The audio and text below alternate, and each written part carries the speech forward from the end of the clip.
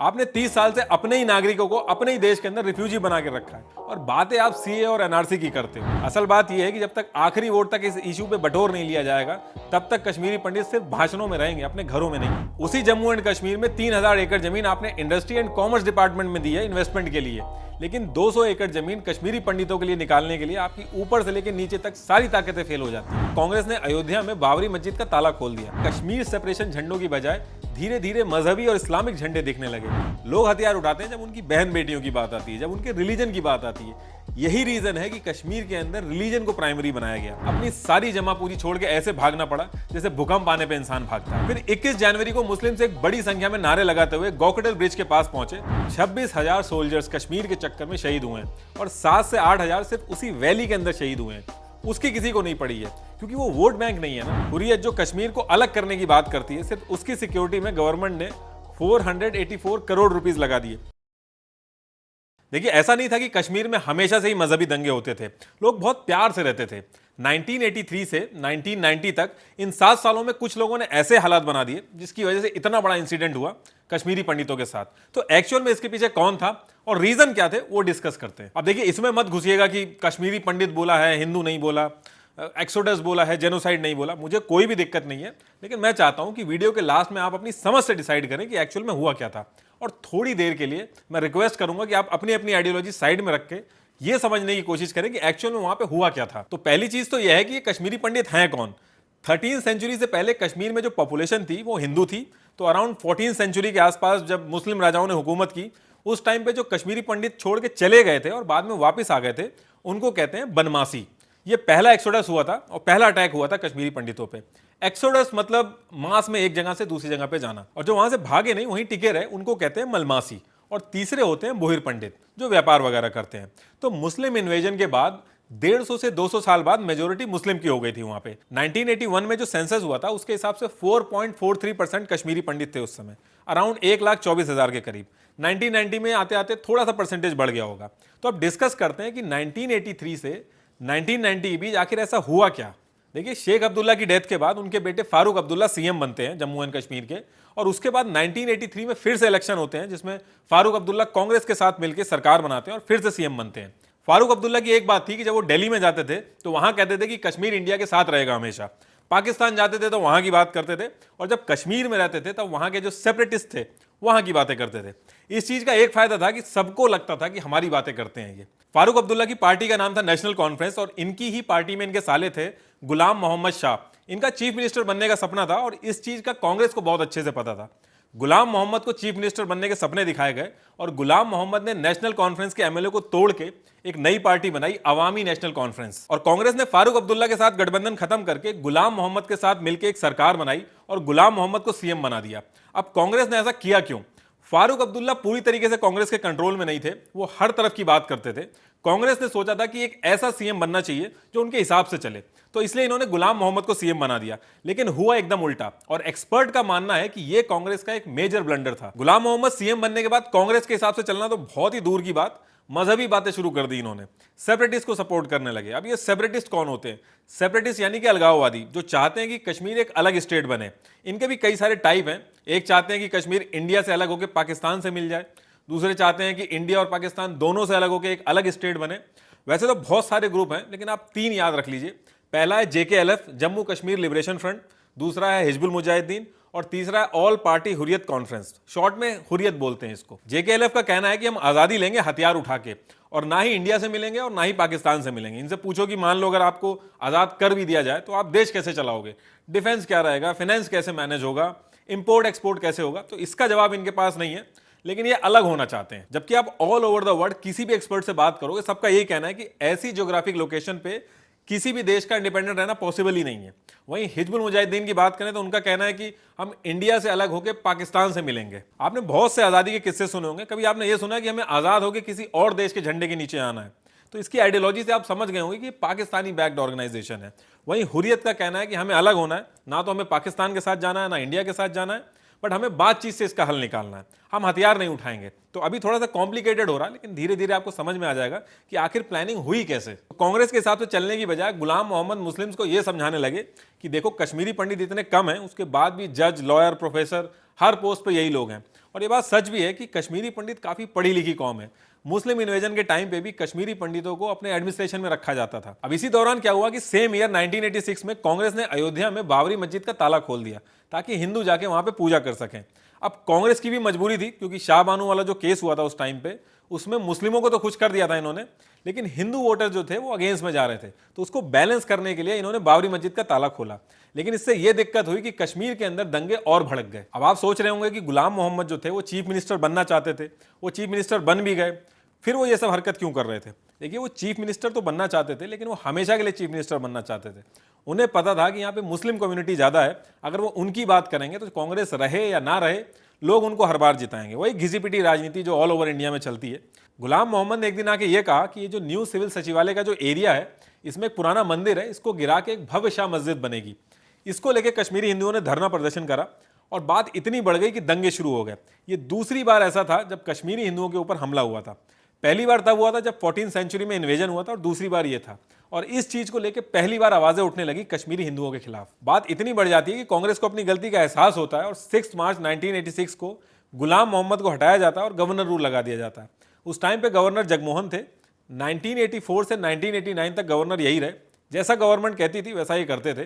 तो कांग्रेस के टाइम पे भी यही गवर्नर थे, और जब बीजेपी की गठबंधन वाली सरकार आई थी उस टाइम पे भी यही गवर्नर थे, इन्हीं को बनाया गया था। आगे चल के इन्होंने बीजेपी ज्वाइन की, तो एक तरह से आप कह सकते हो कि ये बीजेपी की साइड ज्यादा थे। फारूक अब्दुल्ला ने 7 फरवरी 1991 में टाइम्स ऑफ इंडिया को एक स्टेटमेंट दिया कि हाँ, मैंने लोगों को कहा था कि बॉर्डर के पार जाएं, ट्रेनिंग लें, बट मेक श्योर कि जगमोहन ना पकड़ ले। पाकिस्तान की पीएम बेनजीर भुट्टो हमारे पीएम को छोड़ के जगमोहन को धमकी दे रही थी। तो इससे एक आइडिया लगाया जा सकता है कि इन्होंने दिक्कत थोड़ी कर रखी होगी। देख ले वो जगमोहन का जगमोह हद हो जाएगा। गुलाम मोहम्मद को तो हटा दिया गया था, लेकिन इन 2 साल में नफरत बहुत ज्यादा बढ़ गई थी। सारे के सारे सेपरेटिस्ट एक साथ आ गए थे और सबने मिलकर यह डिसाइड किया कि ये चुनाव लड़ेंगे और अपने हिसाब से सारी चीजें चलाएंगे। इन्होंने एक पार्टी बनाई, MUF, मुस्लिम यूनाइटेड फ्रंट। 1987 में इलेक्शन आए तो इस बार इलेक्शन में मुस्लिम यूनाइटेड फ्रंट MUF भी खड़ी हुई। MUF ने मजहबी बातें करके काफी बड़ा वोट बैंक अपनी तरफ कर लिया था और पाकिस्तान का भी सपोर्ट था MUF को। लेकिन कांग्रेस इनका इलेक्शन जीतना अफोर्ड नहीं कर सकती थी, क्योंकि बात नेशनल सिक्योरिटी की थी। इसी MUF के नेता जो चुनाव लड़ रहे थे वो आगे चल के बहुत बड़े बड़े आतंकवादी बने थे, और फारूक अब्दुल्ला को सिर्फ CM बनने से मतलब था। इसलिए कांग्रेस और फारूक अब्दुल्ला ने अपनी सारी पुरानी बातें पीछे छोड़ के ये दोनों एक साथ आ गए थे। इलेक्शंस के रिजल्ट आए, फारूक अब्दुल्ला और कांग्रेस ने जीत के अपनी फिर से सरकार बना ली और फारूक अब्दुल्ला फिर से CM बन गए। अब MUF ने कहा कि इलेक्शन रिग्ड है, इनके साथ धोखा हुआ है। लेकिन अब आप कहोगे ये तो हर इलेक्शन की कहानी है, ये तो हर जगह होता है। लेकिन इलेक्शन में जो सबूत सामने आए उसको देख के लोकल जनता में काफी गुस्सा आ गया। जहां से फारूक अब्दुल्ला खड़े थे वहां पे मैक्सिमम 3 आवर में रिजल्ट आ गए थे, और जहां पे MUF वाले खड़े थे वहां पे बहुत ज्यादा टाइम लग रहा था। कुछ जगह पे काउंटिंग हुई, MLA हार के घर चले गए, बाद में उनको बुला के बताया गया कि वो जीत गए हैं। BBC की रिपोर्ट आई और उसमें यह बताया गया कि कांग्रेस के लीडर ने खुद एक्सेप्ट किया कि वोटिंग में गड़बड़ हुई है। जो लोग इलेक्शन की ड्यूटी में थे उन्होंने कहा कि ये सब उनके सामने चल रहा था, और हद तो तब हो गई जब फारूक अब्दुल्ला, जो उसी रिजल्ट की वजह से जीत के CM बने थे, उन्होंने खुद एक्सेप्ट कर लिया आगे चल के। इसके बाद MUF ने जम के प्रदर्शन किए। गवर्नमेंट ने जिनकी वजह से इलेक्शन रिग्ड हुए थे उनको सजा देने की बजाय MUF के जो लीडर्स थे उनको जेल में डालना शुरू कर दिया। ये जो यासिन मलिक था ये भी MUF से ही था, ये भी उसी टाइम पे जेल गया था।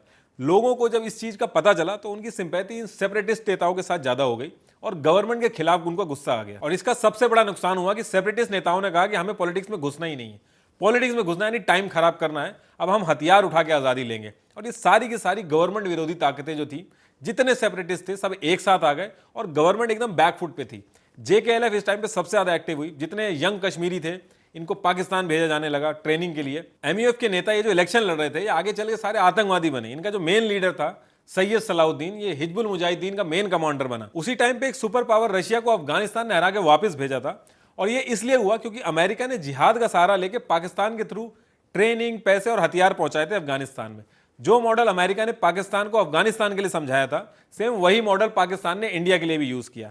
जो पैसे और हथियार अमेरिका से आते थे उसका कुछ पोर्शन ये लोग कश्मीर में भी भेजने लगे, और पाकिस्तानी कश्मीरियों को यही चीज समझा रहा था कि एक सुपर पावर को जब जिहाद से हराया जा सकता है तो इंडिया क्या चीज है। और ये सारी चीजें पाकिस्तान की जो PM है इन्होंने ऑन रिकॉर्ड बोली है। अगर अफगानिस्तान के अंदर अफगानिस्तान के अवाम एक सुपर पावर का मुकाबला कर सकते हैं, तो आपको एक सुपर वुपर पावर नहीं है कि कश्मीर के अवाम आपके साथ मुकाबला करके अपना हक ला दे। यही रीजन था कि कश्मीर सेपरेशन झंडों की बजाय धीरे धीरे मजहबी और इस्लामिक झंडे दिखने लगे और ये कश्मीर सेपरेशन मूवमेंट मजहबी मोड़ ले लेता है और एंटी इंडिया सेंटिमेंट्स को एंटी हिंदू सेंटिमेंट्स में बदल दिया जाता है। ये प्रॉक्सी वॉर इतनी फिजिबल होती है कि ऑल ओवर वर्ल्ड में एक ट्रेंड सा चल गया है कि कंट्री के लोकल लोगों को गवर्नमेंट के खिलाफ करो, भड़काओ, हथियार दो, इनस्टेबिलिटी करो और उस पर्टिकुलर स्टेट को काट दो उस कंट्री से। अब आपको किसी कंट्री के लोगों को उसकी गवर्नमेंट के खिलाफ करना है और आप कहोगे कि यहाँ की रोड खराब है, यहाँ पे एजुकेशन नहीं है, तो लोग हथियार नहीं उठाएंगे। लोग हथियार उठाते हैं जब उनकी बहन बेटियों की बात आती है, जब उनके रिलीजन की बात आती है।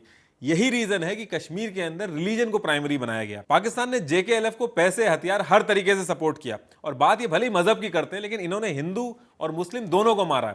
इनका मकसद एक ही है कि जो इंडिया की बात करे या फिर इंडिया से जुड़ने की बात करे उसको मारो, चाहे वो कोई भी हो। आपने अगर बिट्टा कराटे का इंटरव्यू देखा हो तो उसने साफ साफ बोला कि मैंने हिंदू और मुस्लिम दोनों को मारा है। अब बीसी लगा दीजिए, बीसी मारे सारे के सारे कश्मीरी पंडित थे कि कोई मुसलमान भी थे उसमें? मुस्लिम थे उसमें। रही बात लोकल्स की, तो कुछ का तो इन्होंने माइंड वॉश किया था इसलिए खिलाफ हुए थे और कुछ ने लालच के चक्कर में मुखबरी की थी। मान लो बगल में कोई कश्मीरी पंडित है, उसका घर बड़ा है, दुकान बड़ी है, जमीन ज्यादा है, तो उसकी मुखबरी करके मरवा दो, जमीन, घर और दुकान का फायदा खुद उठाओ। एक बहुत ही फेमस नाम था मोहम्मद फारूक शाह। ये उस टाइम के मीरवाइज थे। मीरवाइज मतलब जो कश्मीर की जामा मस्जिद है उसको जो हेड करता है उसको मीरवाइज बोलते हैं। ये बहुत इंपॉर्टेंट पोस्ट होती है और इनके बहुत सारे फॉलोवर होते हैं। तो इन्होंने कहा कि कश्मीरी पंडितों को कश्मीर से बाहर नहीं भेजना चाहिए, तो इनको भी मिलिटेंट्स ने मार दिया। और उसके बाद मीरवाइज इस तरीके से बनाए गए कि जो इंडिया के अगेंस्ट में बात करें। अभी के जो मीरवाइज हैं वो पॉलिटिकली एक्टिव हैं, छोटी छोटी पार्टी को इकट्ठा करके उन्होंने एक पार्टी बनाई है, ऑल पार्टीज हुर्रियत कॉन्फ्रेंस। अभी करंटली ये जितने यासीन वगैरह हैं ये सारे हथियार छोड़ के हुर्रियत में जुड़ गए हैं। हुर्रियत का कहना है कि हम कश्मीर को अलग करवाएंगे बिना हथियार उठाए, क्योंकि हथियार उठाने वालों का इंतजाम इंडियन आर्मी ने बहुत अच्छे से कर दिया है। कश्मीर के जो लोकल मुस्लिम थे उनके पास एक एडवांटेज था कि उनको तब तक नहीं मारा जाएगा कि जब तक वो कोई ऐसी एक्टिविटी ना करें जिससे पता चले कि वो इंडिया की तरफ हैं। और कश्मीरी पंडित के पास ये डिसएडवांटेज था कि मिलिटेंट्स ये मान के बैठे थे कि ये इंडिया की ही तरफ हैं, तो भले ही वो चुप भी रहे तो उसके बाद भी उनको मारा जाता था। पाकिस्तान को बहुत अच्छे से पता था कि 2 जंग में वो हार चुका है, ये प्रॉक्सी वॉर ही है जो सबसे ज्यादा फिजिबल है, इसलिए वो जेकेएलएफ को हर तरीके से सपोर्ट कर रहा था।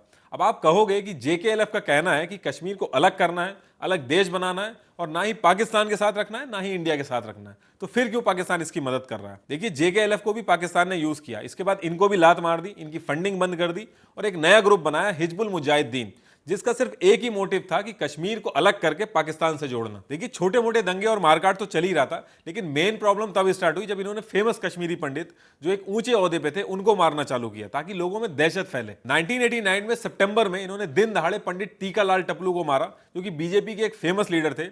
अक्टूबर में इन्होंने नीलकांत कंजू इनको मारा जो कि एक रिटायर्ड जज थे। इन्होंने मकबूल भट्ट को फांसी की सजा दी थी। 8 दिसंबर को इन्होंने हदी पार कर दी। इन्होंने इंडिया के होम मिनिस्टर की बेटी को किडनैप किया और अपने 5 आतंकवादी छुड़वाए। देखिए, ये सब करने के बाद मिलिटेंट्स का जो कॉन्फिडेंस था वो आसमान छू रहा था कि इंडिया की पूरी गवर्नमेंट इन्होंने घुटनों पे लाकर रख दी थी। और इसके बाद ये रुके नहीं, इन्होंने हैवानियत अपनी और ज्यादा दिखाई। फिर इन्होंने मास्क पहन के AK-47 हाथ में लेके एक मार्च निकाली, रलिफ सलिफ गलिफ के नारे लगाए।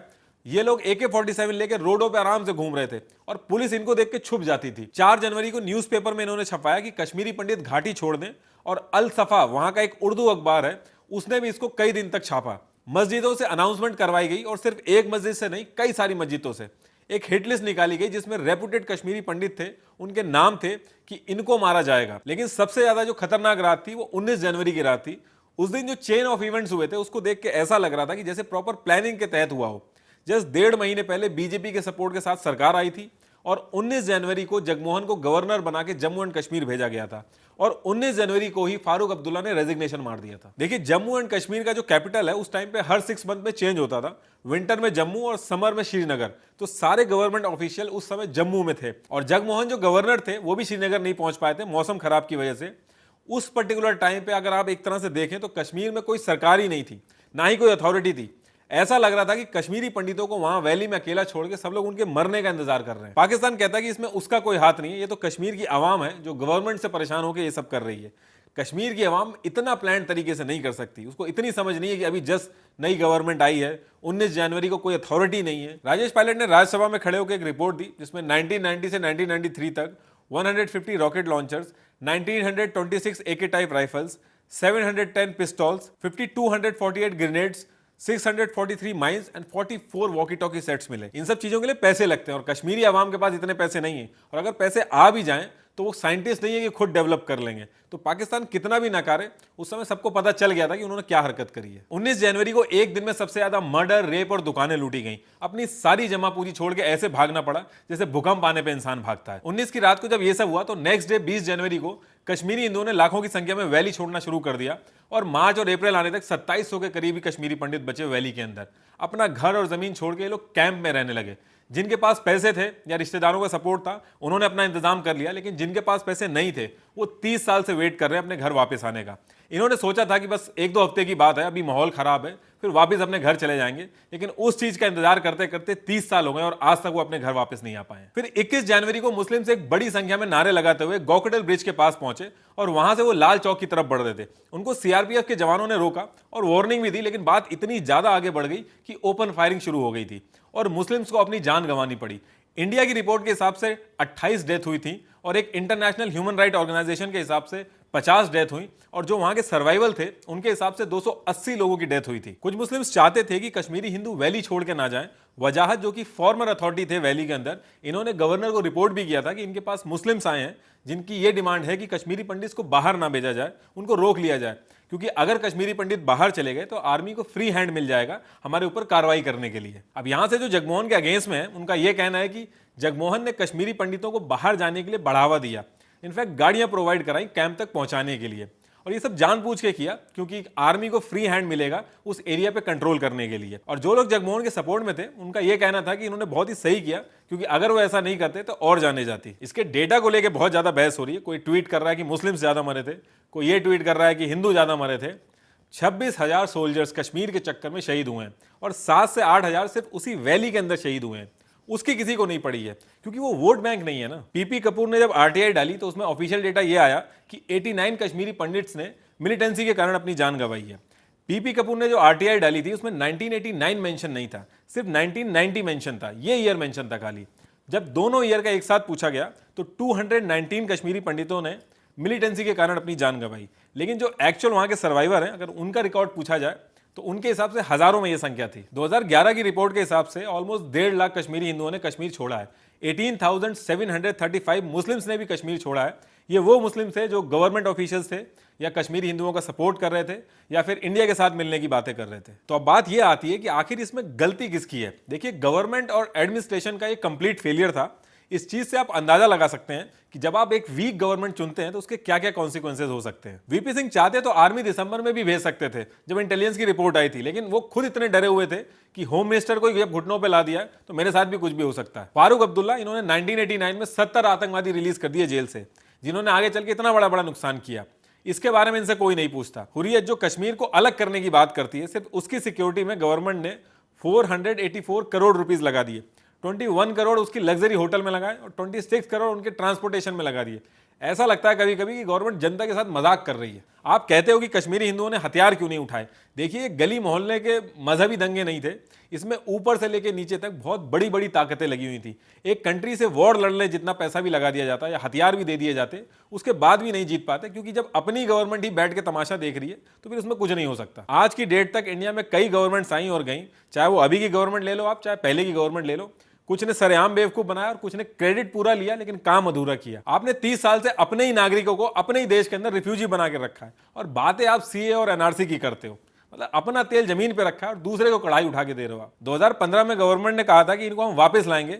आज की डेट तक 7 साल से भी ज्यादा हो गया है, लेकिन सिर्फ 15% कंस्ट्रक्शन का काम कंप्लीट हुआ है। उसी जम्मू एंड कश्मीर में 3000 एकड़ जमीन आपने इंडस्ट्री एंड कॉमर्स डिपार्टमेंट में दी है इन्वेस्टमेंट के लिए, लेकिन 200 एकड़ जमीन कश्मीरी पंडितों के लिए निकालने के लिए आपकी ऊपर से लेकर नीचे तक सारी ताकतें फेल हो जाती हैं। 2014 के मैनिफेस्टो में, 2019 के मैनिफेस्टो में, हर मैनिफेस्टो में ये चीज मेंशन है कि कश्मीरी पंडितों को उनको जमीन दी जाएगी, लेकिन आज तक वो जमीन मिली नहीं है, क्योंकि सबको पता है कि वो मैनिफेस्टो पढ़ता ही कौन है। असल बात यह है कि जब तक आखिरी वोट तक इस इशू पे बटोर नहीं लिया जाएगा तब तक कश्मीरी पंडित सिर्फ भाषणों में रहेंगे, अपने घरों में नहीं।